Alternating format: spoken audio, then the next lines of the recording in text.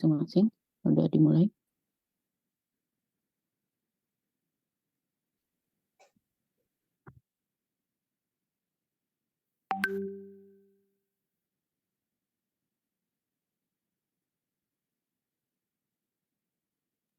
Oke, udah selesai.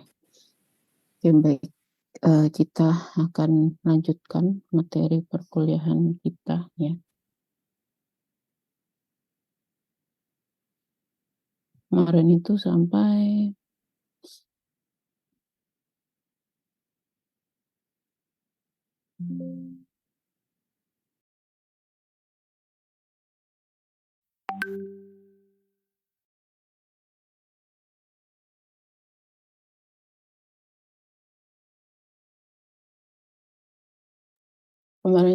E di dalam bola ya, menghitung E di dalam bola ya. Iya, Bu. Apakah sudah dapat hasilnya? Ini ya hasilnya. Iya, Bu. Nah, oke, baik. Kita lanjut ya. Ya, ini E di dalam bolanya rho V R per 3 epsilon 0 AR. Bedanya apa? Bedanya hanya ketika kita melakukan integral DR-nya ya. Kalau di sini integral DR-nya itu batasnya adalah dari 0 sampai R0 ya. Nah, kalau di sini integral DR-nya itu batasnya dari 0 sampai R. Kenapa? Ya, karena pada E di luar bola itu yang menghasilkan E itu adalah muatan yang ini. Muatan yang berjari-jari R0 ya. Sedangkan untuk E di dalam bola ya, muatan yang menghasilkan E ya, medan listrik adalah yang muatan yang ini ya. Jadi batasnya dari 0 sampai R. Nah, itu saja bedanya ya. Jadi hati-hati dalam menentukan batas. Lihatlah ya, muatan yang menghasilkan E itu yang mana. Seperti itu. Oke, kita lanjut.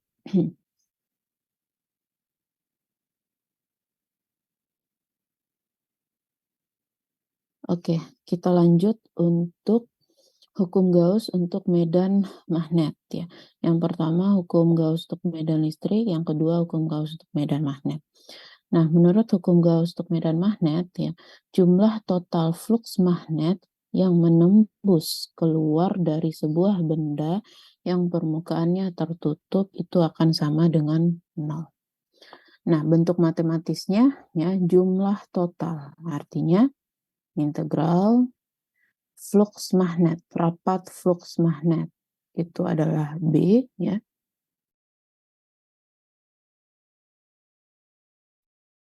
Itu adalah B yang menembus keluar dari sebuah benda. Artinya dia menembus bidang, nah itu adalah dot ds ya.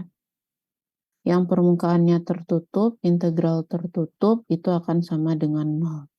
Jadi hukum Gauss untuk medan magnet itu persamaannya integral tertutup dari vektor B dot vektor ds itu akan sama dengan 0. B adalah vektor rapat flux magnet, ds adalah vektor luas diferensial. Nah, kita lihat apa artifisis dari si persamaan ini ya. Nah, menurut Biosafat ya, apabila ada sebuah kawat penghantar dan kawat tersebut kita aliri arus I ya, maka di sekitar kawat itu akan terbentuk medan magnet. Nah, akan terbentuk medan magnet ya. Rapat flux magnet yang digambarkan pada gambar ini ya. Nah, ketika kita tempatkan sebuah benda ya, menembus di dekat si arus ini, maka rapat flux magnet ini akan menembus benda tersebut. Di mana ya yang menembus masuk itu jumlahnya akan sama dengan yang menembus keluar. Nah, sehingga dapat kita simpulkan bahwa garis flux magnet ini itu merupakan suatu lintasan yang tertutup. Itu artifisis dari persamaan yang ini, ya, di mana garis flux magnet itu adalah lintasan yang tertutup. Nah, sekarang kita lihat ya.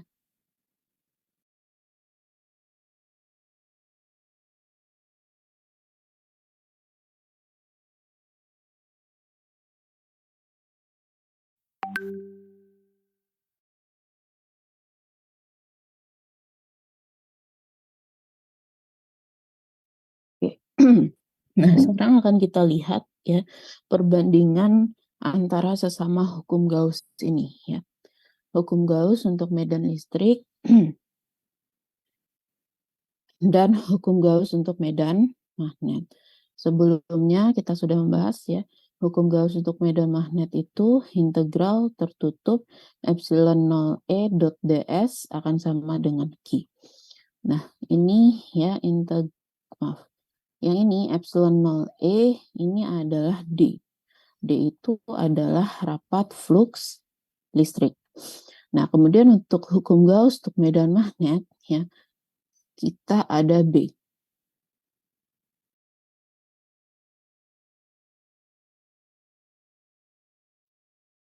Nah, B ini adalah rapat flux magnet. Jadi sama-sama rapat flux ya. Kalau kita bandingkan, nah medan listrik, rapat flux listrik ya, itu akan dihasilkan oleh Q ya, karena sama dengan Q. Sedangkan di sini ya rapat flux magnet ya, kalau kita sama-sama bandingkan di sini muatan listrik dan di sini adalah muatan magnet, berarti muatan magnetnya akan sama dengan 0. Yang artinya ya, tidak ada yang namanya muatan magnet. Muatan magnet itu tidak ada. Ya, apalagi medan magnet yang dihasilkan dari muatan magnet itu tidak ada. Karena ya, medan magnet ini dihasilkan oleh si muatan yang bergerak ya, atau muatan yang bergerak itu adalah arus ya. Jadi medan magnet itu akan dihasilkan oleh arus. Nah, itu kalau kita bandingkan dua persamaan dari hukum Gauss ini ya. Oke. Ada yang ditanyakan sampai di sini?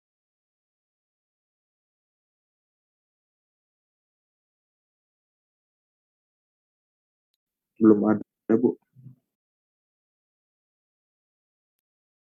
Oke, kita lanjut ya. Nah, kita lanjut yang ketiga. Persamaan hukum Maxwell yang ketiga itu adalah hukum Faraday ya. Di mana hukum Faraday menyatakan persamaan matematis EMF ya atau electromotive force, di mana ini bahasa yang lebih familiarnya adalah GGL ya atau gaya gerak listrik, itu akan sama dengan integral tertutup E dot dl, di mana akan sama dengan minus D per dt integral dari B dot ds ya. Nah, di sini ada 3 komponen yang perlu kalian perhatikan ya. Yang pertama adalah integral tertutup E dot dl, yang kedua adalah minus D per dt, di mana D per dt ini itu adalah laju terhadap perubahan waktu ya. Kemudian ada B integral B dot ds. Nah, kalau di sini D per dt integral B dot ds berarti laju perubahan medan magnet atau rapat flux magnet terhadap perubahan si waktu. Nah, oke. Nah, persamaan ini yaitu didapatkan dari percobaan Faraday ya, di mana percobaannya mengenai rangkaian ya. Kita lihat percobaan Faraday itu. Nah, di sini ada percobaan Faraday ya, di mana pada percobaan tersebut ada 2 rangkaian yang digunakan.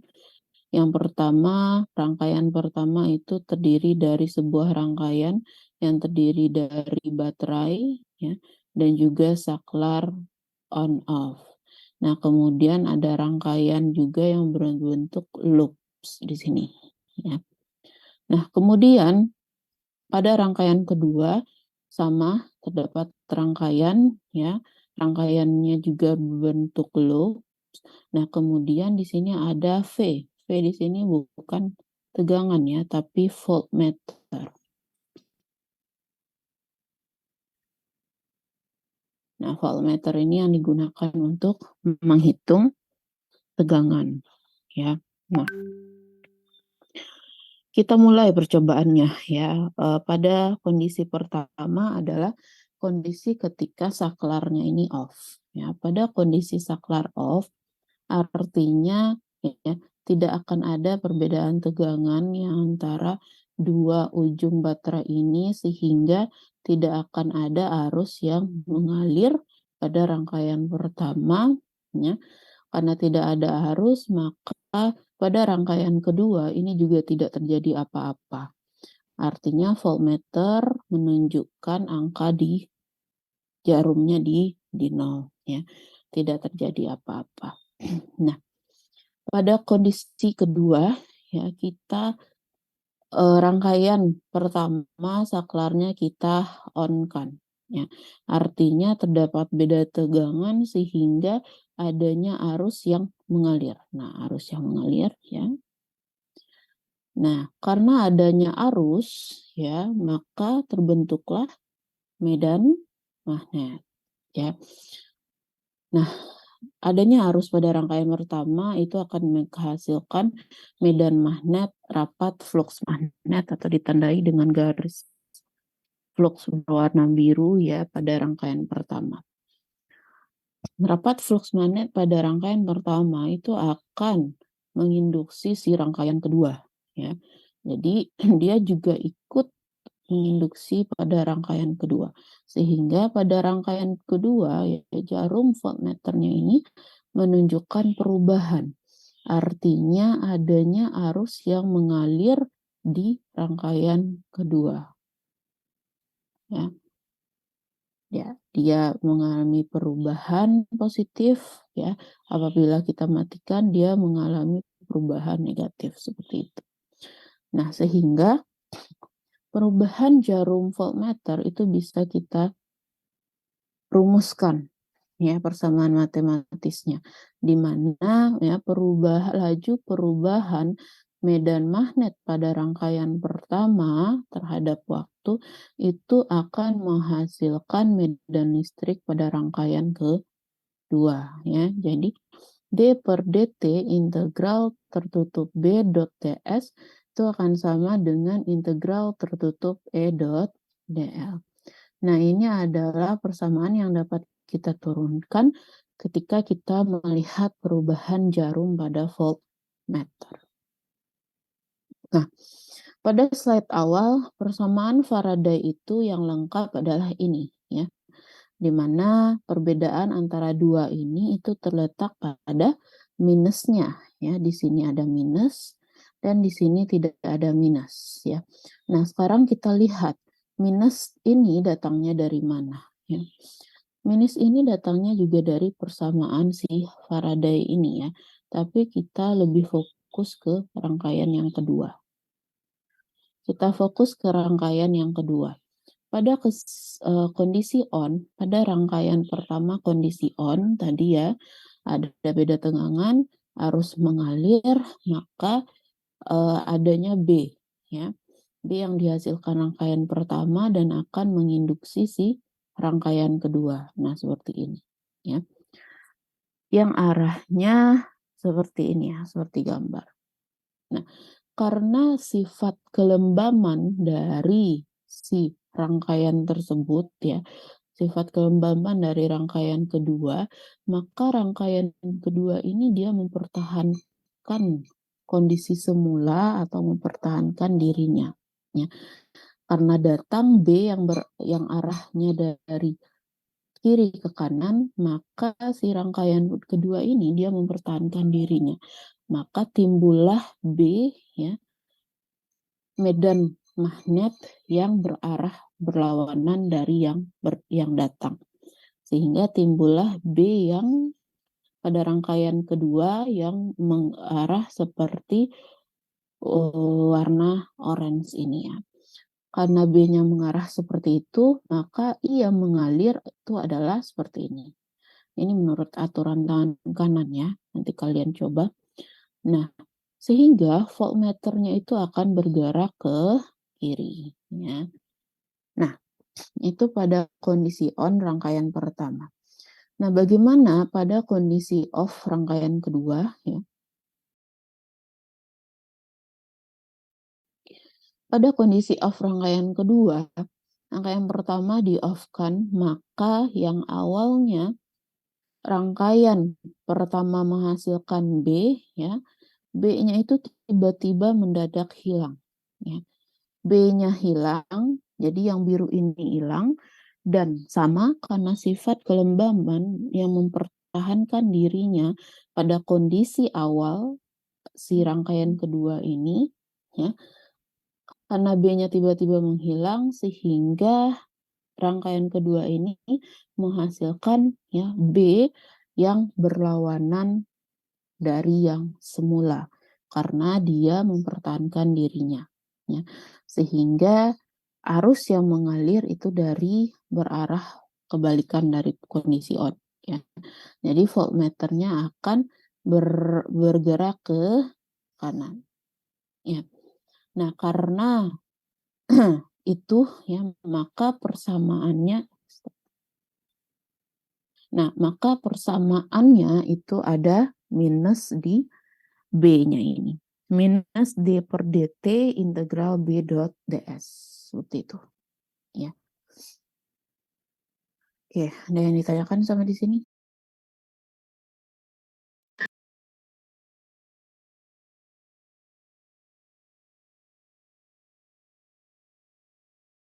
Belum ada, Bu.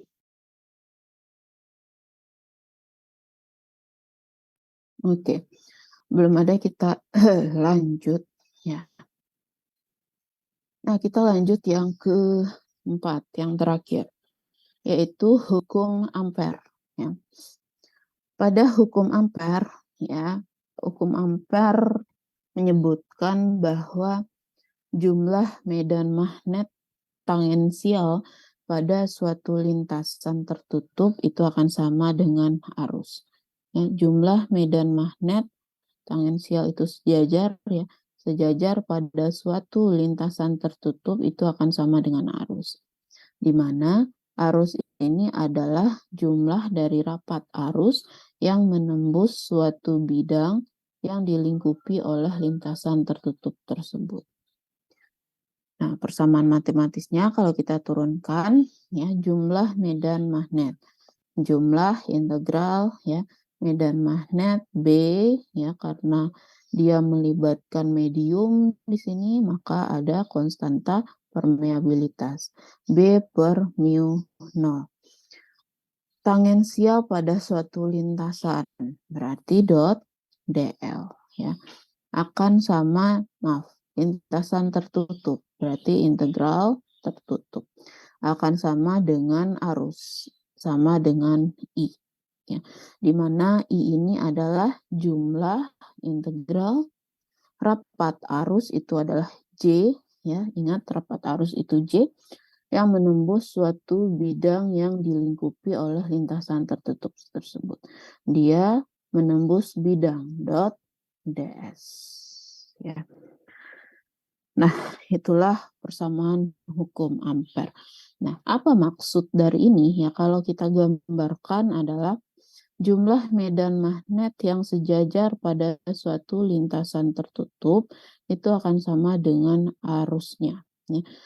Jadi, apabila kita memiliki medan magnet, ya, misalkan medan magnet seperti ini, ya, dan medan magnet ini dia sejajar terhadap lintasannya yang ini juga, ya. Yang biru itu akan sama dengan si arus I, di mana arus yang I ini itu adalah jumlah rapat arus ya yang menembus bidang yang dibuat oleh si lintasan tertutup B. Seperti itu ya. Ingat, dia harus menembus. Nah, itu adalah hukum Ampere ya. Nah, sekarang kita lihat kalau I-nya ini tidak menembus. Ya, bagaimana kalau I-nya tidak menembus si lintasan? Nah, itu bisa terjadi pada si kapasitor ya, karena kapasitor itu terdapat jarak selah. Nah, ini. Karena pada kapasitor ya, kapasitor itu adalah dua plat sejajar yang diantara platnya tersebut terdapat jarak selah seperti ini. Ya. Nah, bagaimana arus yang ada pada lintasan yang terbentuk di antara kapasitor ini ya akan kita lihat. Nah, di sini ada kapasitor ya, tentunya ada I arus yang mengalir. Nah, kita tahu bahwa I itu adalah integral dari J dot ds atau integral I itu adalah sama dengan jumlah rapat arus yang menembus si lintasan tertutup ya, bidang yang dibentuk oleh lintasan tertutup. Nah, sekarang kita buatlah ya lintasan ya, di mana lintasan ini searah dengan B ya. Nah, ini bentuk lintasannya ya, dan ada bidang ya, di mana bidangnya ini adalah bidang yang terbentuk jika lintasannya ini tertutup ya. Nah, bidang yang terbentuk itu ada yang berwarna abu ini. Nah, ini ada juga ya. Nah, kita lihat sekarang. Bidang yang dibentuk oleh lintasan yang ini ya, yang berwarna biru itu, selain bidangnya adalah yang berwarna abu-abu, bidang lain yang bisa dibentuk itu adalah yang ke bawah juga bisa ya, kemudian yang ke atas juga bisa. Ini kita pilih salah satu saja, yang atas dan yang bawah. Nah, kalau di sini dia milihnya yang bawah ya, itu sama saja. Jadi ada dua bidang yang bisa terbentuk dari lintasan tertutup antara dua keping kapasitor ini. Ya. Ada yang abu dan ada yang hijau. Nah, yang ini bidang pertama dan bidang kedua. Nah, sekarang kita lihat apakah pada dua bidang ini adakah arus yang menembus ya. Nah, pada bidang pertama itu tidak akan ada arus yang menembus atau I-nya sama dengan 0. Ya. Menurut pernyataan dari hukum Ampere itu, yang dimana I itu adalah rapat arus yang menembus si bidang. Ya.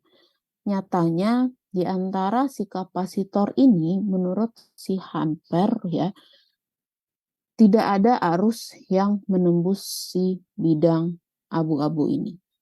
Sehingga I-nya akan sama dengan 0. Nah, tetapi pada bidang kedua ya itu ada arus yang menembus. Nah, ini dia. Ini bidangnya ya. Nah, arus yang menembus adalah I ini. Nah, jadi ya, kalau kita melakukan percobaan pada kapasitor ya, itu terdapat dua perbedaan ya, karena lintasan yang kalau kita membuat sebuah lintasan tertutup di antara kapasitor dan kita membuat bidang ya, ada bidang yang atas ini dan yang bawah ini menghasilkan nilai yang berbeda. Jadi dapat disimpulkan bahwa si hukum Ampere atau persamaan arus pada hukum Ampere yang menyebutkan ini itu tidak berlaku secara umum. Ya, dia hanya berlaku untuk kondisi di mana arus tersebut menembus si bidang. Bagaimana kalau arusnya tidak menembus si bidang? Nah, itu tidak berlaku persamaannya. Jadi ya, oleh sebab itu si Maxwell ya karena melihat persamaan itu yang tidak berlaku secara umum, maka si Maxwell memodifikasi hukum Ampere ini ya. Nah, tadi tadi ada bidang 1 dan bidang 2 ya. Jadi si Maxwell ini dia membagi arus menjadi 2, yaitu arus konvensional dan arus pergeseran. Di mana arus konvensional itu adalah arus yang diakibatkan oleh muatan yang bergerak.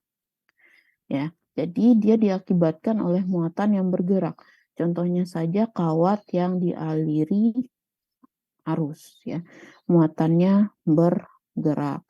Nah, itu adalah disebut sebagai arus konvensional. Nah, yang kedua itu adalah arus pergeseran. Arus pergeseran adalah arus akibat dari perubahan medan elektrik terhadap waktu. Nah, ini terjadi pada kapasitor, ya. Pada kapasitor terdapat 2 plat sejajar, ya, di mana plat-plat ini akan dihubungkan pada sumber tegangan tentunya. Apabila dia dihubungkan dengan positif disebut sebagai anoda, negatif disebut dengan katoda. Kalau anodanya dihubungkan, maka ya di permukaan atas dari plat ini itu akan terdapat muatan. Ya. Karena adanya muatan, maka terbentuklah sebuah medan listrik. Ya. Ada muatan, maka medan listrik, maaf, bukan seperti itu gambarnya. Ada Q di sini, maka adanya medan listrik yang terbentuk. Ya. Nah, medan listrik ini dia berubah-ubah terhadap waktu. Nah, karena adanya medan listrik, maka ya, muatan itu akan bergerak, ya, akan menghasilkan arus. Jadi arus juga ikut bergerak ya karena adanya perubahan si medan listrik tersebut. Ya. Sehingga ya, di antara si plat ini itu ada arusnya ya.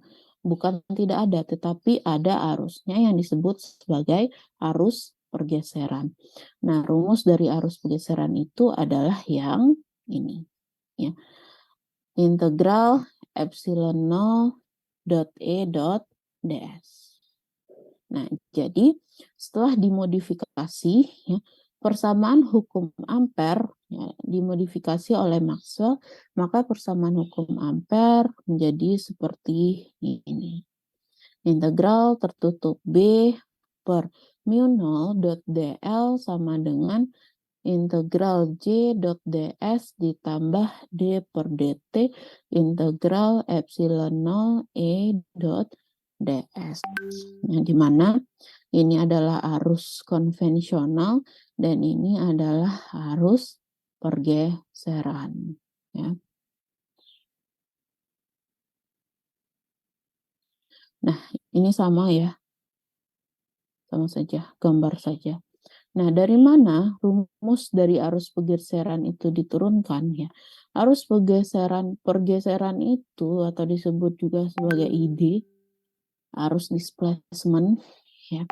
Itu diturunkan dari persamaan umum arus di mana arus itu adalah perubahan muatan per waktu.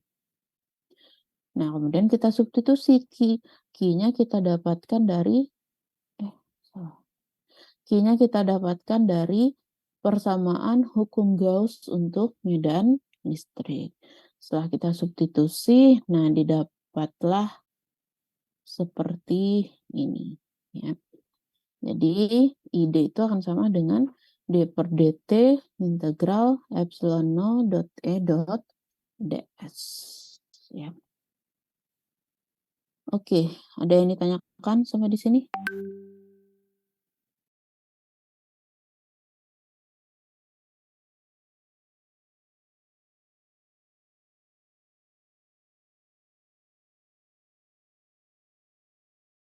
Bu.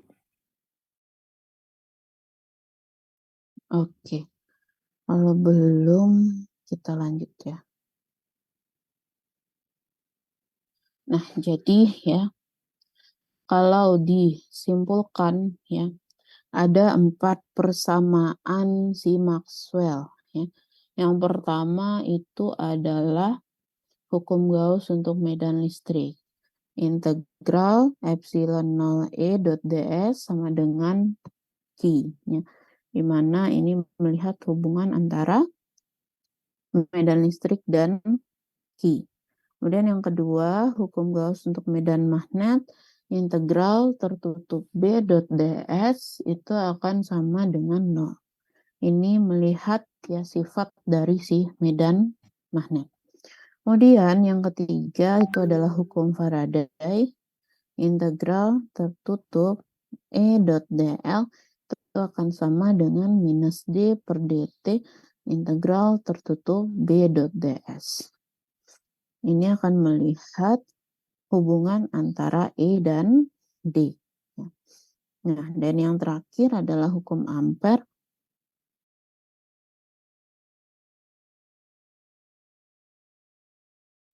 Di mana hukum Ampere ini ya integral tertutup B per mu 0 dot dl itu akan sama dengan integral J dot ds ditambah D per dt integral tertutup epsilon 0 dot E dot ds ya. Ini menyatakan hubungan antara medan magnet dan arus I. Nah, arus tadi dibagi menjadi 2, ya, ada arus konvensional dan arus pergeseran. Nah, kenapa ya sebenarnya hukum-hukum ini ya, persamaan ini sudah ditemukan sebelumnya ya. Persamaan ini ditemukan oleh si Gauss ya, si Faraday, kemudian si Ampere. Nah, kenapa disebut sebagai persamaan Maxwell ya? Persamaan ini disebut persamaan Maxwell karena menghargai jasa beliau yang memodifikasi hukum Ampere ini. Ya. Jadi ya jasa beliau yang menemukan ini itu sangat berpengaruh kepada perkembangan teknologi. Ya. Dengan adanya penemuan arus pergeseran, ya, di mana arus pergeseran ini kan memperlihatkan bahwa adanya pergerakan muatan di udara ya. Sebelumnya kan kita hanya tahu bahwa si elektron ini akan bergerak pada medium kabel misalnya atau benda padat ya.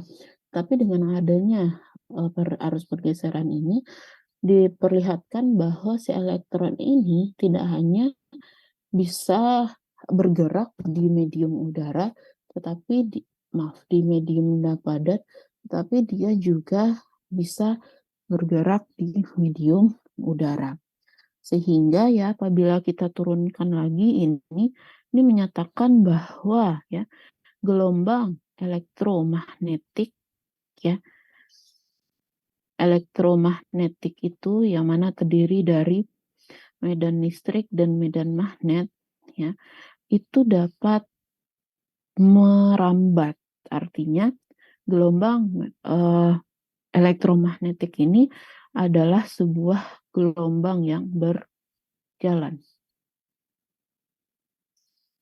Dia berjalan. Dia dapat merambat ya tidak hanya pada medium padat tetapi juga pada medium udara. Nah, karena itu banyak aplikasi yang dapat kita temukan ya contohnya saja pada alat komunikasi ya. Nah, alat komunikasi itu memanfaatkan gelombang berjalan atau arus pergeseran ini ya. Setelah itu antena juga ya. Nah, jadi alat-alat di bidang telekomunikasi itu memanfaatkan gelombang berjalan. Nah, karena jasanya itu ya yang memodifikasi hukum Ampere sehingga ya 4 persamaan ini atau 4 hukum yang telah ditemukan sebelumnya itu menjadi persamaan si Maxwell ini. Itu ya. Oke, kita lanjut. Nah, Ini ada sedikit mengenai medan statis. Nah, yang ini ya, ini adalah medan dinamis, artinya medannya tergantung terhadap perubahan si waktu atau tergantung terhadap D per dt ya.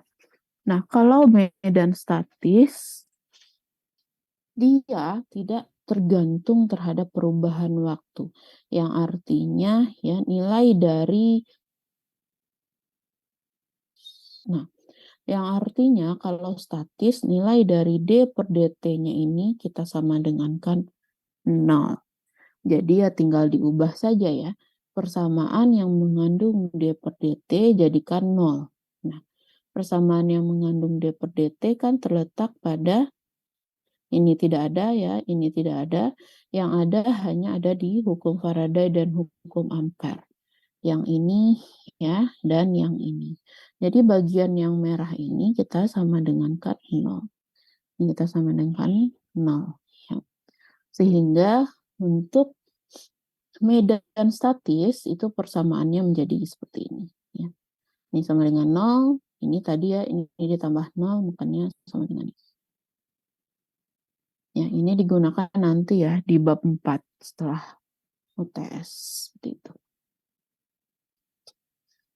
Nah, jadi ya, pada medan yang tergantung pada waktu itu hanya fokus di hukum Faraday dan hukum Ampere. Ya, kesimpulannya. Oke, ada yang ditanyakan sampai di sini?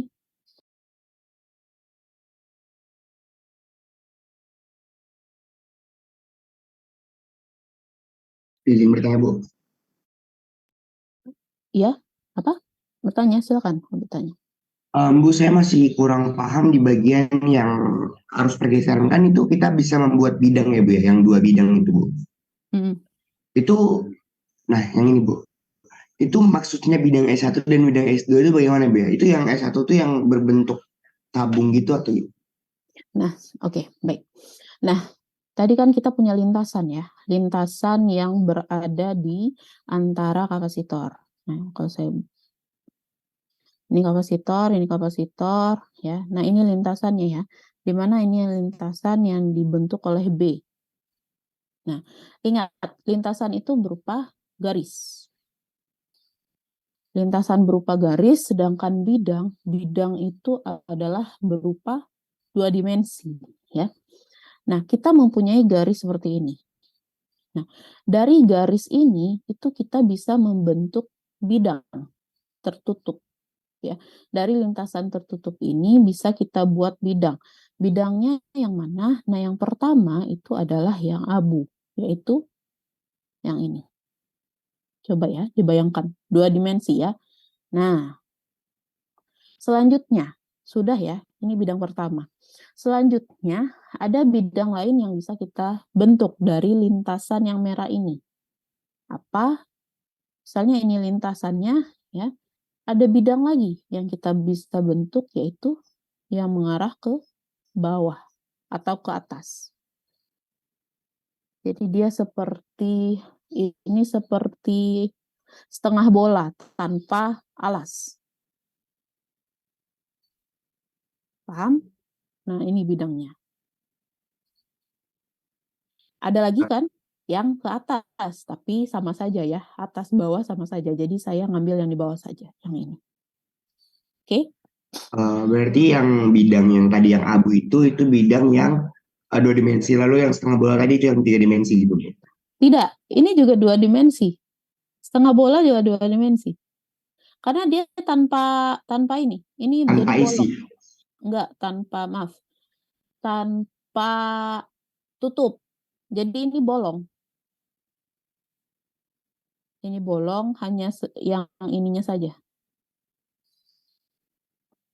Paham tidak? Jadi kayak seperti kulit itu ya, Bu, ya? Nah, ya. Kulit bola tanpa tutup di bawah, di atasnya tanpa tutup di atasnya. Oke? Oke, Bu, paham, Bu. Oke. Ada lagi yang ditanyakan?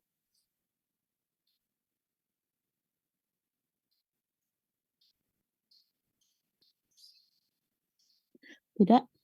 Oke, kalau tidak kita lanjutkan ya. Materi selanjutnya ini adalah mengenai persamaan Maxwell bentuknya integral ya. Selanjutnya kita akan masuk ke bentuk diferensial. Oke, kita break dulu ya 5 menit, nanti kita lanjutkan.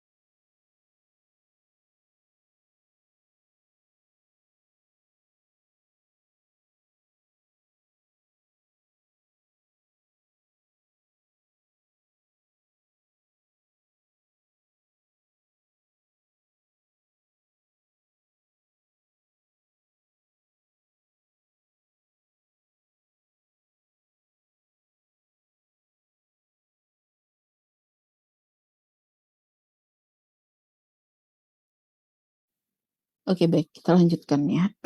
Nah, sekarang kita masuk ke persamaan Maxwell dalam bentuk diferensial. Nah, ini kalau ingin lihat di buku referensi, ini masuk ke bab 2 ya. Oke, ada outline yang akan kita bahas, ada 5 ya. Ada pendahuluan, ada diferensiasi vektor, gradien dari fungsi skalar, divergensi dari medan vektor, teorema divergensi. Jadi sebelum kita membahas ya persamaan Maxwell yang dalam bentuk diferensial itu seperti apa, kita bahas dulu alat bantu matematisnya. Ya. Nah, yang saya lingkari ini adalah alat bantu matematis. Nah, ini review sedikit mengenai yang tadi yang telah kita pelajari, yaitu persamaan Maxwell dalam bentuk integral. Yang pertama ada hukum Gauss untuk medan listrik, integral tertutup epsilon 0 E dot ds akan sama dengan Q. Dimana ini menyatakan hubungan E dan Q. Ya. Yang kedua, hukum Gauss untuk medan magnet, integral tertutup B dot ds sama dengan 0. Ini adalah menyatakan sifat dari medan magnet. Yang ketiga adalah hukum Faraday. Integral tertutup E dot dl sama dengan minus D per dt integral tertutup B dot ds. Menyatakan hubungan antara medan listrik dan medan magnet. Nah, yang terakhir hukum Ampere. Integral tertutup B per mu 0 dot dl sama dengan integral J dot ds ditambah D per dt integral tertutup epsilon 0 dot E dot ds.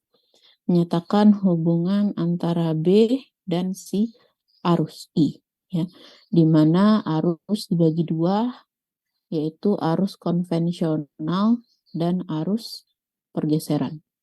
Ya. Nah, ini adalah persamaan hukum Maxwell untuk dalam bentuk integral. Nah, sebenarnya ya kita akan masuk ke bentuk diferensial. Nah, sebenarnya bentuk diferensial ini itu diturunkan dari bentuk integral ya. Jadi kalau paham bentuk integral itu lebih mudah untuk menurunkan yang bentuk diferensial. Jadi hukum Maxwell ini, persamaan Maxwell itu dapat kita temui dalam dua bentuk. Yang pertama bentuk integral dan bentuk yang kedua adalah bentuk diferensial.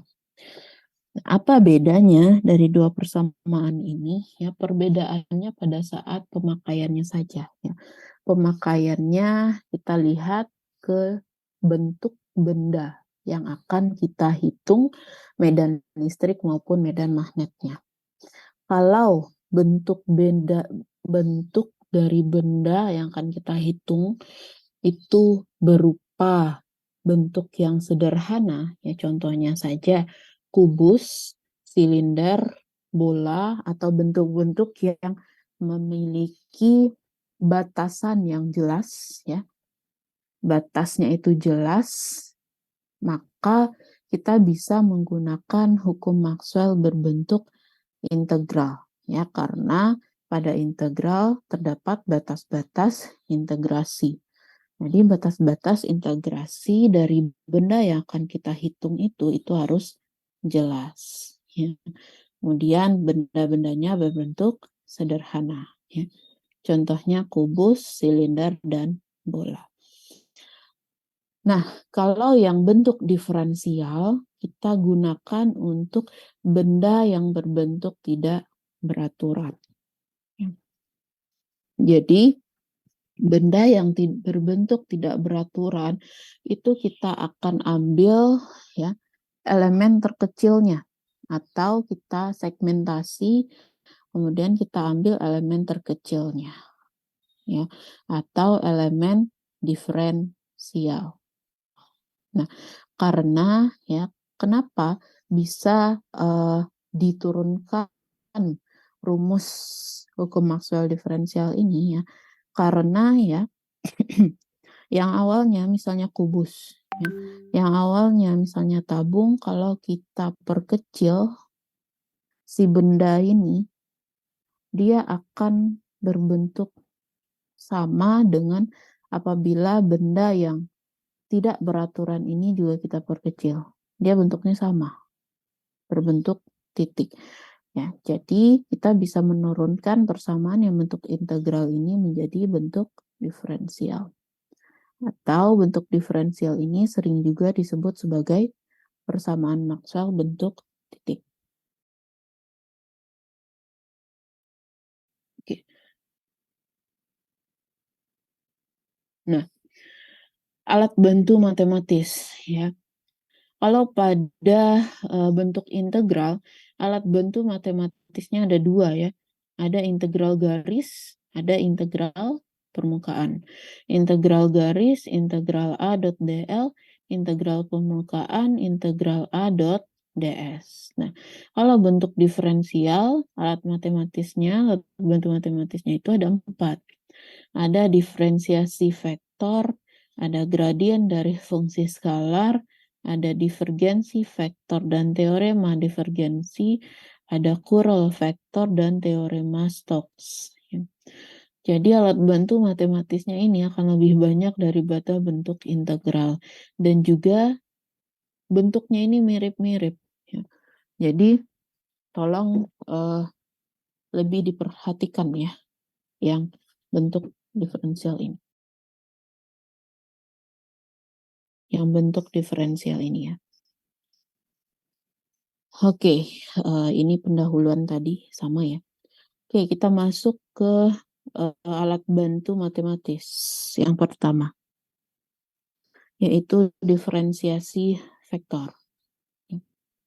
Apa itu diferensiasi vektor? Ya, maksud dari diferensiasi dari vektor A itu adalah laju perubahan vektor A terhadap suatu besaran vektor. Jadi ya, jika kita ingin mencari diferensiasi vektor atau vektor diferensiasi dari vektor A, itu kita akan ya membandingkan laju perubahan vektor A, kita bandingkan dengan besaran skalar. Di mana ya sebuah vektor apabila kita bagi dengan sebuah besaran skalar, maka akan menghasilkan vektor. Nah, contohnya ya, ada sebuah vektor A, di mana vektor A digambarkan seperti pada slide ya.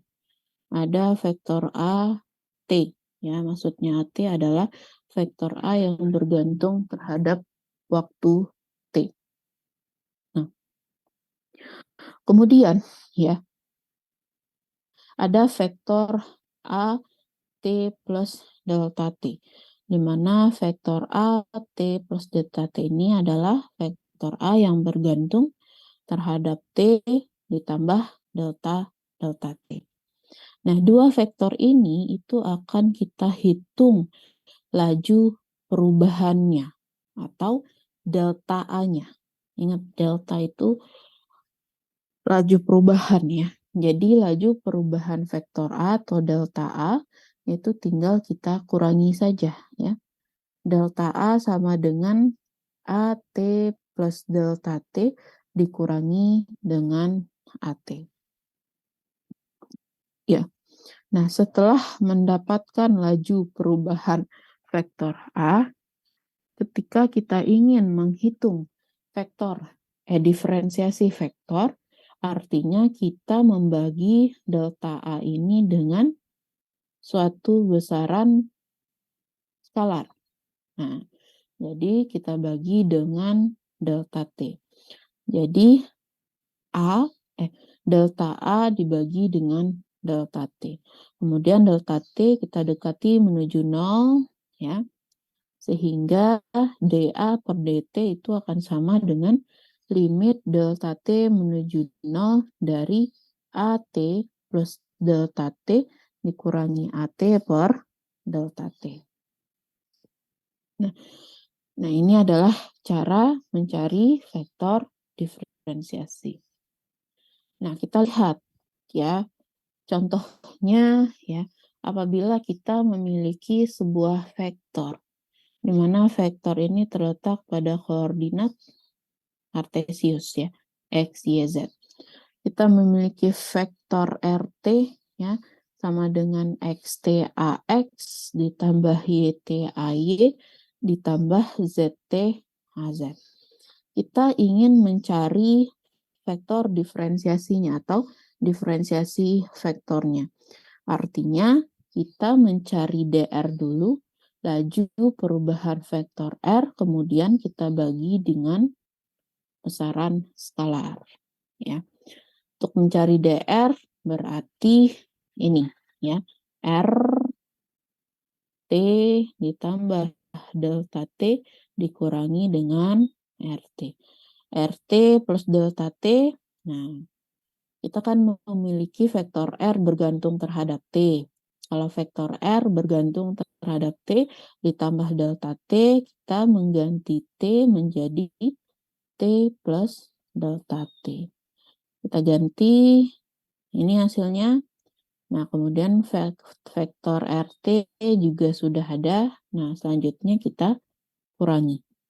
Kita kurangi, ya, berarti kita menguranginya sesama vektor satuan yang sama. Ya. Nah, setelah itu didapatlah ini. Ini dan ini. Nah, setelah didapat DR, kita bagi dengan si DT. Kita bagi DT, kita bagi DT, kita bagi DT. Ya. Nah, ini ya, ini adalah bentuk dari perubahan laju X ya. Laju perubahan X terhadap waktu ya ini. Jadi bisa kita ubah menjadi dx per dt. Ini menjadi dy per dt dan ini menjadi dz per dt. Nah, jadi ya untuk mencari diferensiasi vektor R itu bisa kita lakukan dengan menggunakan persamaan ini. dr per dt sama dengan dx per dt ax ditambah dy per dt ay ditambah dz per dt hz. Ya. Oke, apa maksud dari diferensiasi vektor ini? Ya. Maksud dari diferensiasi vektor ini adalah kecepatan gerak partikel. Ya. Nah, contohnya kita memiliki sebuah vektor RT, di mana vektor RT ini akan kita ubah-ubah, ya. Kita ubah-ubah vektornya sehingga ya ujung-ujung vektor RT ini itu akan membentuk sebuah lintasan C. Ya, atau kurva C, di mana kurva C ini adalah lintasan yang dibentuk oleh partikel-partikel yang berada pada ujung RT, ujung vektor RT. Nah, kita bisa menghitung kecepatan gerak partikel. Ya. Kita bisa menghitung kecepatan gerak partikel dalam selang waktu T, contohnya sampai ke T ditambah delta T. Rumus kecepatan sama dengan jarak dibagi dengan waktu. Ya. Sehingga kita bisa turunkan persamaan VT sama dengan jaraknya ini kan laju perubahan vektor R ya dibagi dengan besaran skalar. Nah, itu akan menghasilkan vektor diferensiasi. Jadi vektor diferensiasi itu ya artinya kita menghitung kecepatan si gerak partikel pada lintasan, di mana gerak partikel pada lintasan itu akan sejajar terhadap lintasan, pastinya akan sejajar terhadap lintasan ya. Nah, ini tadi ya cara mencari delta R-nya atau laju perubahan R-nya. Nah, jadi dapat dilihat bahwa vektor diferensiasi itu akan tangensial terhadap lintasan. Nah, kalau kita ingat ya, kita ingat ke bentuk integral kembali ya, kita melihat integral garis ya, di mana integral garis ini berfungsi sebagai rumusnya itu adalah integral A dot dl, di mana integral garis ini ya mencari komponen A, mencari komponen vektor A yang sejajar terhadap lintasan. Nah, itu sama dengan diferensiasi vektor, di mana diferensiasi vektor ini kita mencari vektor, ya, karena kecepatan itu vektor, vektor yang sejajar terhadap lintasan. Nah, bedanya di mana? Ya, kalau pada integral garis, ini hasilnya adalah sebuah besaran skalar. Dia tidak memiliki arah. Sedangkan pada diferensiasi vektor, dia menghasilkan sebuah besaran vektor. Dia juga mempunyai arah. Ya. Nah, itu bedanya. Ya. Nah, contoh ya. Coba dibaca dulu ya contohnya.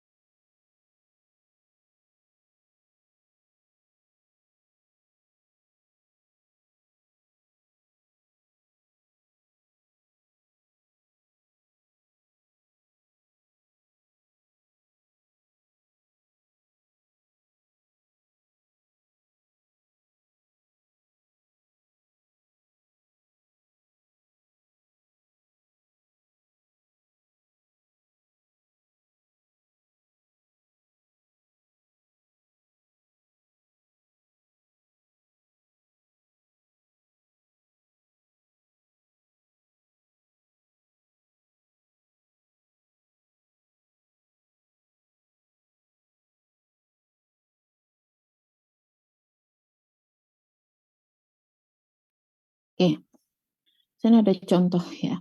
Contoh tentukan vektor unit yang tangensial terhadap kurva pada saat T sama dengan 0. Nah, di sini ya soalnya tentukan vektor yang tangensial yang sejajar terhadap kurva. Ya. Nah, vektor yang tangensial terhadap kurva itu ada dua ya. Kita mencari integral garis atau mencari diferensiasi vektor. Kenapa ini diferensiasi vektor? Karena kita menentukan si vektornya yang hasilnya berupa vektor. Sedangkan untuk integral garis ya, kita mencari komponen vektor yang hasilnya berupa besaran skalar. Nah, kita mencari vektor yang tangensial terhadap kurva. Nah, vektornya adalah vektor unit. Maksud unit ini adalah sama dengan si satuan. Jadi kita mencari vektor satuan. Nah, sebelum mencari vektor satuan, kita cari dulu vektornya ya. Vektor yang tangensial terhadap kurva berarti kita mencari diferensiasi vektor. Kita mencari nilai dr per dt. Ya, dr per dt akan sama dengan ya dr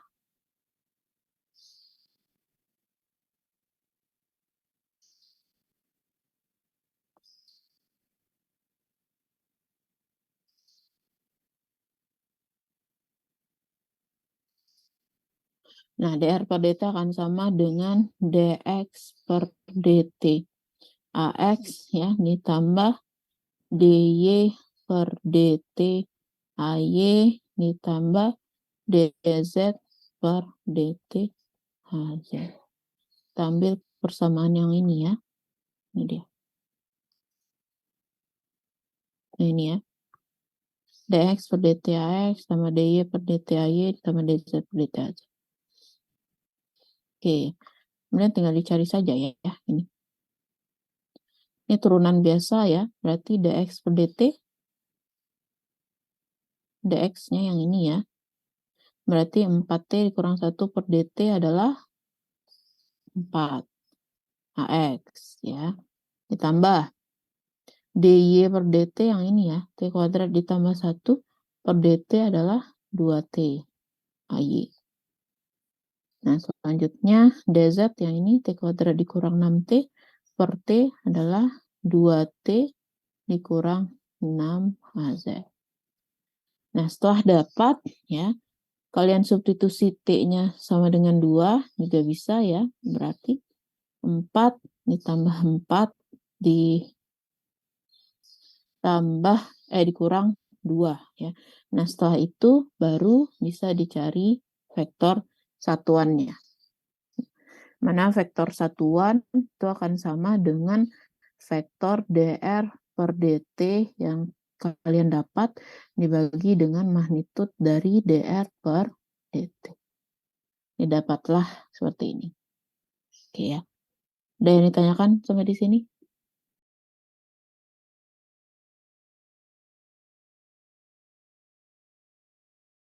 Sebenarnya tidak ada, Bu.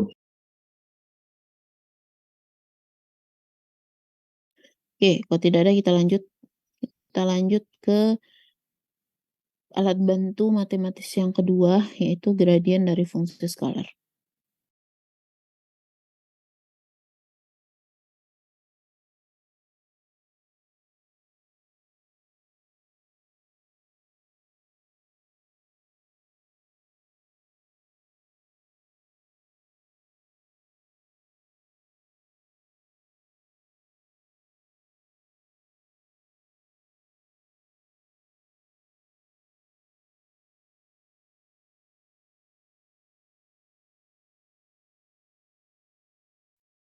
Oke, alat bantu yang kedua yaitu adalah gradien dari fungsi skalar. Ya. Kita tahu ya, medan itu bisa dibagi menjadi medan yang besaran vektor dan medan yang besaran skalar. Kalau medan yang besaran vektor kalian sudah tahu ya, ada medan magnet dan juga ada medan listrik. Ya. Nah, sekarang kita berbicara mengenai gradien dari fungsi skalar. Berarti medan yang akan kita bahas sekarang adalah medan yang besarannya yaitu besaran skalar ya. Contohnya saja adalah kekentalan suatu cairan dan temperatur. Nah, kita contohkan temperatur ya. Nah, di sini ada gambar bahwa ada sebuah bidang ya, di mana bidang ini bidang yang sama dan pada bidang tersebut terdapat 2 titik ya, di mana titik P1 terletak pada koordinat X, Y, Z. Titik P1 ini akan kita hitung temperaturnya, di mana temperaturnya itu adalah T1. Kemudian tidak jauh dari titik P1 itu ada P2. Di mana koordinatnya ya X ditambah delta X, Y ditambah delta Y, Z ditambah delta Z. Kita akan hitung juga temperaturnya, itu temperatur 2.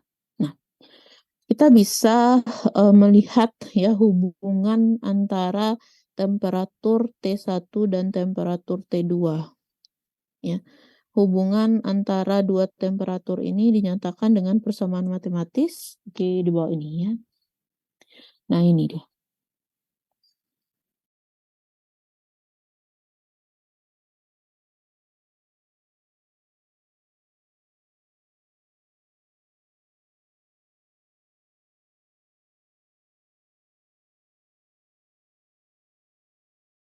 Nah, persamaan matematis hubungan antara T1 dan T2 seperti yang di bawah ini. Ya. Di mana kita menganggap bahwa distribusi dari temperatur itu dianggap kontinu. Kenapa? Karena dia berada pada bidang yang sama. Ya. Bidang yang sama, T1, T2, sehingga distribusinya kita anggap kontinu. Nah, persamaan ini itu akan lebih mudah kalian pahami jika ada contohnya ya. Contohnya, jika kita ada sebuah api unggun. Ada sebuah api unggun dengan suhu 60 derajat Celcius. Nah, kemudian ada seorang anak, di mana seorang anak ini berjarak 3 meter dari api unggun. Kemudian juga diketahui laju perubahan suhu per meternya ya, itu adalah -2 derajat Celcius per meter. Sehingga kita bisa mencari perbedaan suhu yang dirasakan dari si anak ini. Ya. Suhu yang dirasakan si anak yaitu 60 ditambah -2 dikali 3 sama dengan 54 derajat Celcius. Nah, ini dari persamaan ini ya. Jadi ini bentuk persamaan. Yang ini ya itu bisa dilihat di sini. Jadi T1-nya 60 ya, kemudian perubahan itu adalah ini. Ya. Nah, ketika ada lagi seorang anak ya. Nah, anak tersebut, anak laki-laki ini berada di atas pohon.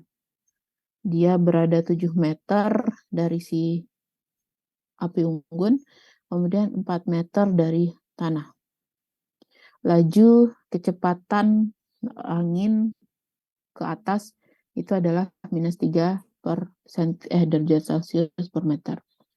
Kemudian ya, yang dirasakan suhu yang dirasakan si anak laki-laki itu adalah ya 60 ditambah -2 dikali 7 ya, ditambah -3 dikali 4. Jadi 34 derajat Celcius. Nah, seperti itu ya.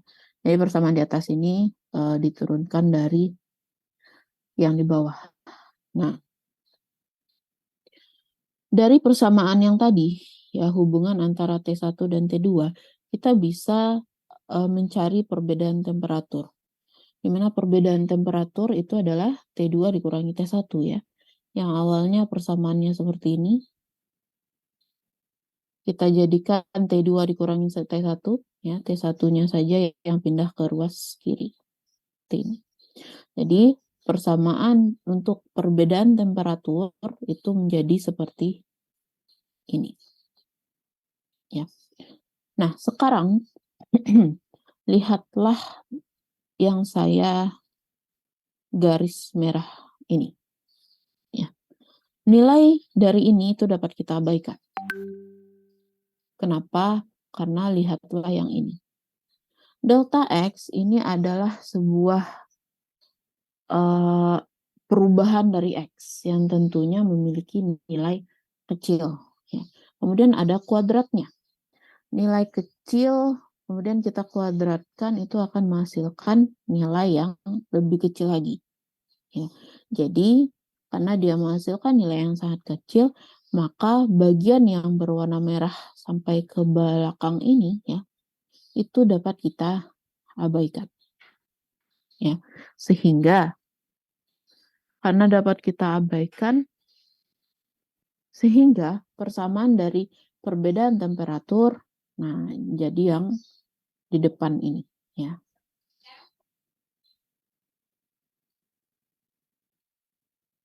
Kemudian kita dekati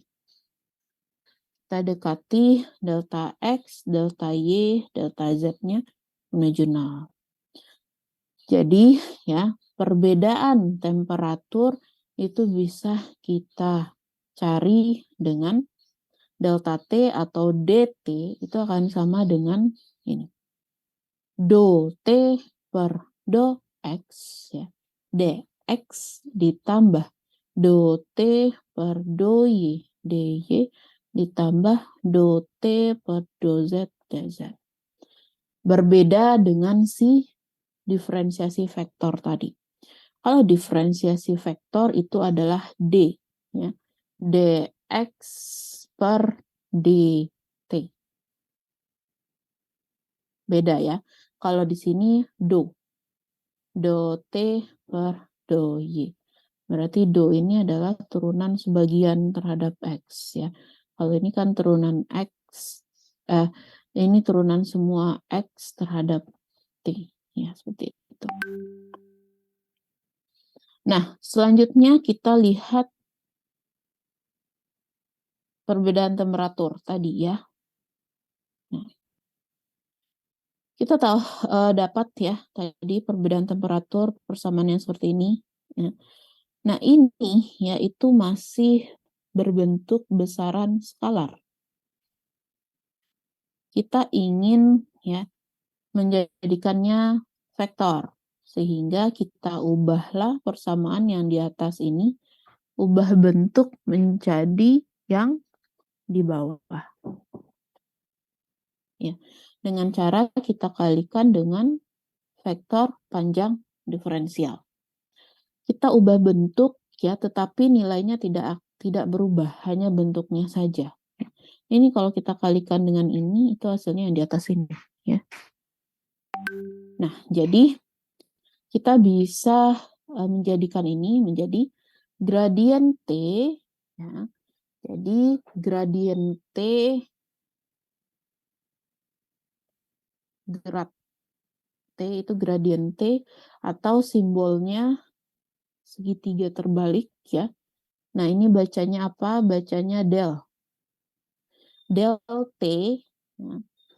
Jadi perbedaan temperatur itu akan sama dengan gradien T dot dl akan sama dengan del T dot dl.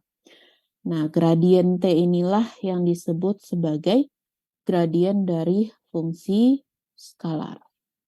Ya. Gradien dari fungsi skalar, ya. Del sama dengan do per do X AX ditambah do per do Y HY ditambah do per do Z AZ. Nah, kalau dia T, maka tinggal dicari saja do T-nya. Ya, seperti itu. Nah, jadi itu ya, ini cara mencari gradien dari fungsi skalar. Nah, kita ingin lihat. Nah, ini untuk sistem koordinat kartesius ya. Karena X, Y, dan Z. Nah, kita ingin lihat arah vektornya kemana. Ya. Arah vektor dari gradien dari fungsi skalar ini, arah vektornya itu tegak lurus terhadap permukaan. Jadi, kita punya dua titik tadi ya, P1 dan P2, di mana bidangnya sama. Karena bidangnya sama, maka temperaturnya akan konstan. Tadi kita tahu, ini adalah rumus dari perubahan temperatur, di mana dt itu akan sama dengan del T dot dl. Karena tidak adanya perubahan suhu antara P1 dan P2, maka perubahan temperatur di sini itu akan sama dengan 0. 0 sama dengan delta T dot dl. Del T atau gradien T dot dl. Del T ini adalah vektor. dl juga vektor. Nah, perkalian dot dua vektor yang menghasilkan 0, itu artinya vektor tersebut akan saling tegak lurus. Ya. Jadi, dapat disimpulkan, ya, gradien dari fungsi skalar itu akan menghasilkan vektor normal yang tegak lurus terhadap bidang yang skalar. Seperti itu. Ya. Nah, ya, itu mengenai arah dari vektornya. Sekarang, ya, bagaimana laju dari perubahan temperatur? Kita sudah tahu ya, perubahan temperatur itu adalah dt, di mana dt del T dot dl. Kalau laju perubahan temperatur, berarti tinggal kita bagi dengan dl. Ya. Ini bagi dl, ya, berarti do T per do X dx dibagi dl, ya. Kemudian do T per do Y dy dibagi dl. Nah, persamaan ini bisa kita modifikasi sehingga menjadi seperti ini. Nah, ini adalah laju perubahan, ini adalah vektor diferensiasi ya. dx per dl, ax kan vektor diferensiasi. Kalau di awalnya kan dt, tapi ini dl sama saja ya. Berarti dr per dl. Ini adalah bentuk dari del T dot dr per dl. Artinya ya komponen dari gradien T pada arah yang normal. Ya. Jadi laju perubahan temperatur itu bisa kita buatkan del T per dot n. Ya, karena ini perkalian dot dua buah vektor, maka dihasilkanlah perkalian seperti ini. Nah, kalau ingin laju perubahan temperaturnya maksimum, sehingga nilai cos alfa ini harus sama dengan 1. Nilai cos alfa sama dengan 1 artinya alfa akan sama dengan 0. Ya. Jadi untuk mencari laju perubahan temperatur yang maksimum, itu akan sama dengan magnitud dari si gradien fungsi skalar T. Itu ya. Oke. Ada yang ditanyakan sama di sini?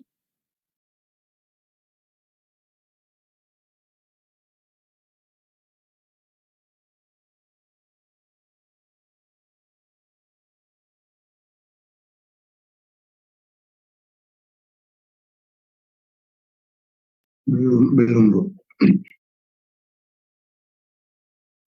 Oke, kita lanjut ya. Nah, tadi ya gradien untuk fungsi skalar T itu untuk yang koordinat kartesius. Nah, bagaimana kalau koordinatnya berbeda-beda? Untuk mencari untuk bentuk koordinat yang lain, ya, kita bisa menjadikan gradien dari fungsi skalar T yang biasa menjadi bentuk umum, yang kartesius menjadi bentuk umum. Ya. Jadi kita sudah tahu ya perubahan temperatur, rumusnya ini. Nah, perubahan temperatur ini, yang rumus ini itu bisa kita jadikan ke bentuk umum. Karena ini kan bentuk kartesius ya, ada X, Y, Z. Kalau ingin kita jadikan bentuk umum, kita ganti X, Y, Z-nya menjadi 1, U2, dan U3. Nah, setelah itu kita dekati menuju 0. Ya. Setelah kita dekati menuju 0, kita ubah bentuknya. Kita ubah bentuk menjadi seperti ini. Nah, jadi ya, yang awalnya dt itu sama dengan del T dot dl ya rumusnya. Nah, persamaan bentuk umumnya menjadi seperti ini ya. Ini adalah persamaan untuk mencari perubahan temperatur bentuk umum. Jadi ada variabel H1 U1, H2 U2 dan H3 dan U3. Nah, nilai variabel inilah yang akan kita ganti-ganti sesuai dengan sistem koordinat yang kita inginkan. Nah, tadi ya, kalau kita ingin kartesius ya, artinya kita mengubah H1-nya 1, H2-nya 1, H3-nya 1. Nah, kita ubah ya. Untuk del T-nya ubah H-nya ya. Ini 1, ini 1. Untuk U-nya kita ubah menjadi komponen dari koordinat kartesius, ada X, ada Y, ada Z. Sama untuk DL juga kita ubah. Ini tinggal diubah saja ya. Nah, sehingga untuk mencari del T ya, del T-nya itu adalah do T per do X AX ditambah do T per do YAY ditambah do T per do Z AZ. Ya. Nah, bagaimana kalau silinder? Nah, kalau silinder kita ubahnya jadi seperti ini. H1-nya 1, H2-nya rho, dan H3-nya 1. Ini tinggal kita ubah saja ya. Ini, dan ini. Hasilnya ini. Oke. Nah, bagaimana kalau bola? Nah, kalau bola berarti kita ubahnya nilai H1-nya 1, H2-nya R, dan H3-nya R sin theta. Diubah, didapatlah rumus gradien dari fungsi skalar untuk koordinat bola seperti ini. Nah, jadi tinggal diganti saja hanya. Nah, jadi simpulannya ya, kalau kita lihat gradien dari fungsi skalar ini itu akan sama dengan integral permukaan. Di mana integral permukaan ini ya fungsinya adalah kita mencari komponen dari A yang menembus bidang ds. Ya, untuk gradien dari fungsi skalar sama. Kita mencari vektor yang arahnya normal terhadap suatu bidang. Ya. Bedanya apa? Ini hasilnya adalah besaran skalar. Sedangkan ini adalah besaran vektor. Dan dia pada integral permukaan, dia mencari komponen dari vektor. Sedangkan yang gradien fungsi skalar, dia mencari vektor. Seperti itu. Bedanya itu saja. Oke, nah ini ada soal ya, coba dikerjakan dulu 5 menit, nanti kita bahas.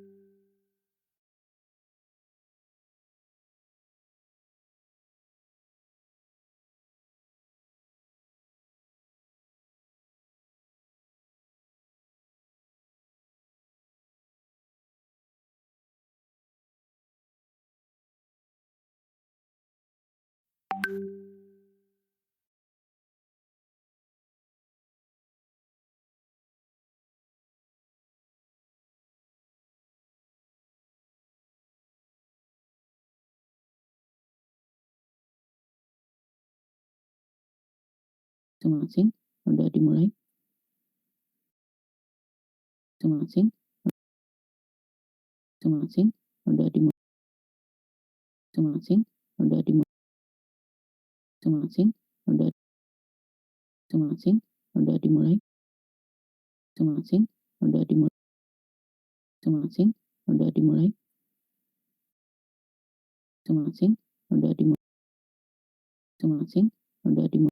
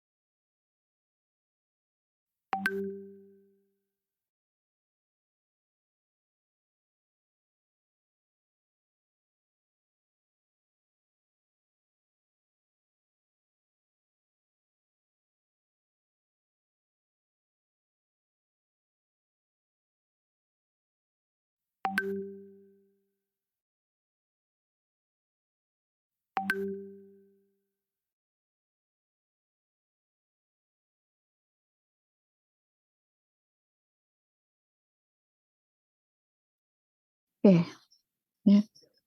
Di sini contoh soal, diketahui medan temperatur yang tidak bergantung terhadap waktu T 3X tambah 2XY Z dikurang Z kuadrat dikurang 2. Ya. Nah, tentukan vektor unit, artinya vektor satuan, ya, yang normal terhadap permukaan temperatur konstan pada titik P 012.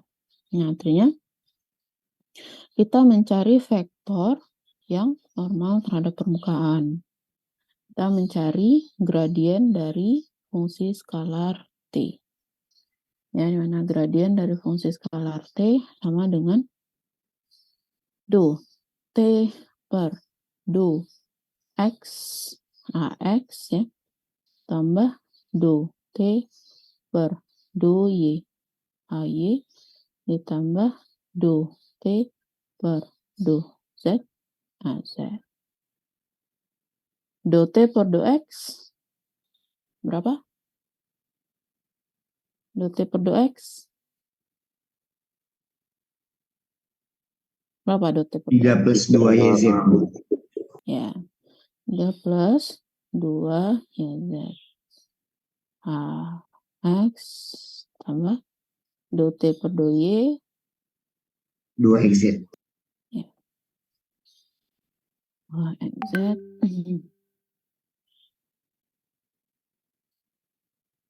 kemudian do T per do Z 2 XY min 2 Z.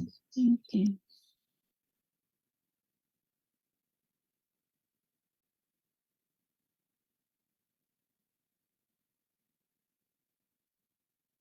Nah, dapat ya. Yang ditentukan adalah vektor unit. vektor satuannya. Nah, ini kalian substitusi dulu, titik P-nya boleh ya, P-nya 0, 1, 2. Berarti X-nya 0, Y-nya 1, Z-nya 2. Ya. Jadi, delta T atau gradien T sama dengan 3 ditambah. Ya. 2 dikali 1 dikali 2. 7. Ya. 7 AX. 2 dikali 0, 0. 2 ini 0 ya, dikurang 2 dikali 2 minus 4 Z. Nah, berarti untuk vektor normalnya N sama dengan vektor T dibagi dengan magnitud del T. Berarti 7AX dikurang 4 AZ dibagi akar dari 7 kuadrat ditambah 4 dikuadratkan. 7AX kurang 4AZ dibagi integral 65 ya. Nah, itu yang I. Nah, sekarang yang II. Tentukan laju perubahan maksimum dari temperatur di titik yang sama. Tadi ya, berarti laju perubahan temperatur dT per dL yang maksimum itu akan sama dengan nilai dari magnitud del T sama dengan akar 65. Ini rumus ya, ada di slide sebelumnya tadi. Oke, tidak susah ya. Ada yang ditanyakan sampai di sini?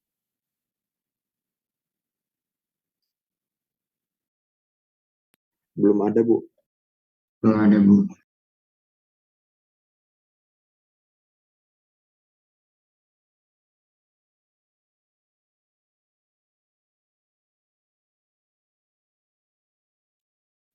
Oke, kalau belum ada, nanti ini lanjut minggu depan, pertemuan selanjutnya ya. Ini ada contoh soal. Ini apa? Ini jawabannya ya. Dan nanti kita lanjut di minggu selanjutnya. Hari kapan? Hari Selasa ya. Oke, bisa diisi presensinya, presensi pusat ya. Dan ingat, pada minggu ke-10, presensi pusat itu akan di rekap dan dilihat apakah pertemuan kalian itu akan cukup, apakah cukup berapa? 80% atau tidak. Kalau misalnya tidak cukup, berarti tidak perkenankan untuk ikut ujian akhir ya. Kemudian saya buatkan dulu untuk pengumpulan catatan kuliahnya.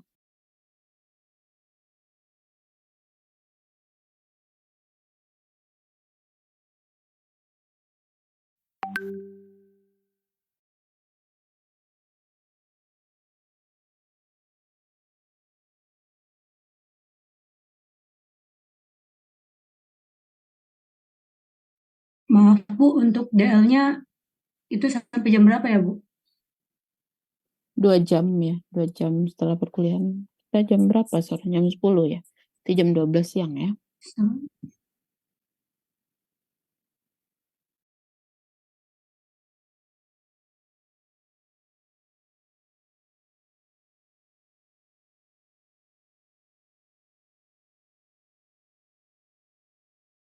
Ya, silakan.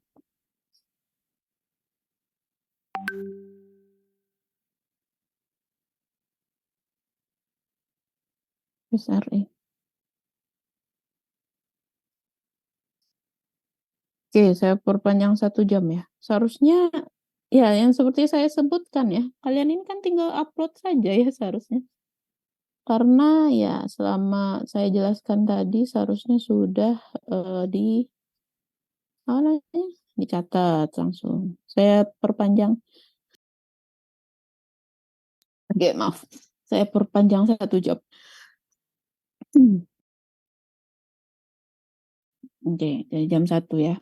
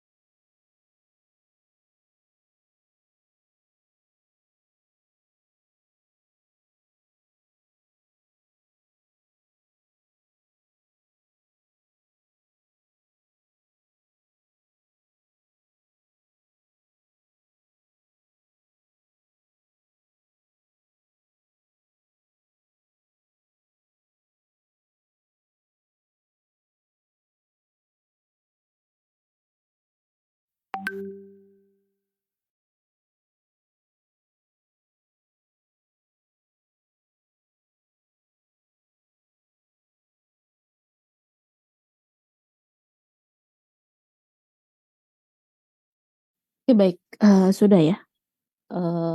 Silakan dikumpulkan catatannya. Kemudian, untuk pertemuan hari ini sampai di situ dulu materinya ya. Kita lanjutkan di hari Selasa. Ada yang ditanyakan sebelum saya tutup? Tidak ada, Bu. Oke, tidak ada ya. Baik, saya tutup perkuliahan hari ini ya. Terima kasih atas partisipasinya. Maaf apabila ada salah penyampaian selama perkuliahan tadi ya. Wabillahi taufiq wal hidayah.